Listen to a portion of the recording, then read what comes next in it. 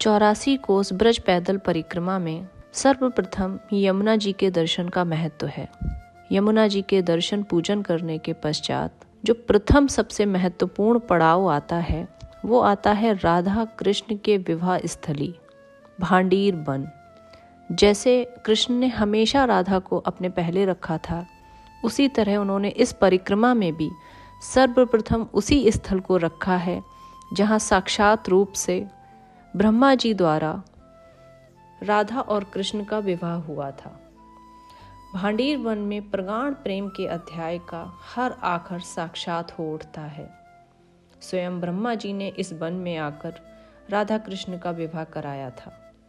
इसका अर्थ है कि अगर प्रेम सात्विक और आत्मिक है तो समाज क्या स्वयं सृष्टि का रचयिता भी विवाह संपन्न कराता है। यहाँ मंदिर में श्री जी और श्याम की एक अनूप जोड़ी है, एक अनूठी जोड़ी है।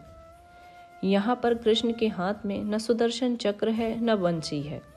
कृष्ण का दाहिना हाथ अपनी प्रियतमा राधा की मांग भरने का भाव प्रदर्शित करता है। मंदिर के सामने एक प्राचीन बट वृक्ष है।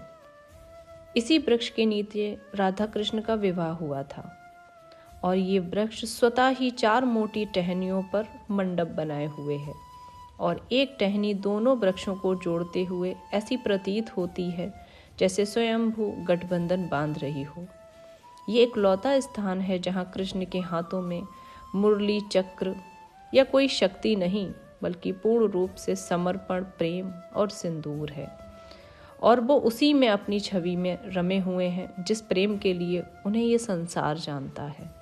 वैसे तो कई वन पड़ेंगे जब ये परिक्रमा चलेगी, लेकिन भांडीर वन राधा कृष्ण के विवाह स्थली की वजह से सबसे महत्वपूर्ण स्थल है। इसी तरह इस परिक्रमा से जुड़िए रहिएगा। आने वाले स्थलों से मैं समय समय पर आपको मिलवाती रहूंगी। राधे कृष्ण।